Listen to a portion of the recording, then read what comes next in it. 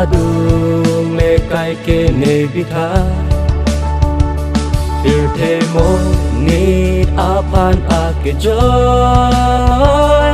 Akejoi lang ingbok lilo O Jisu nang dung le ne bithe Chrous adung le kaike ne bithe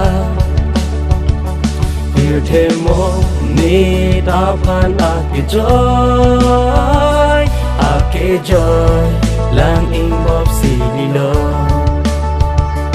Keduk kesung chechak nang alang Le pharman siti nang lo alang Manghumeme kanghon peklang Bonta Thur Tanglo Thur Tanglo Jisu Khristo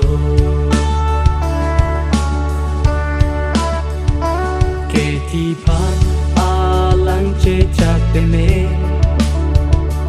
chechak adung Alang Thur Jothom ni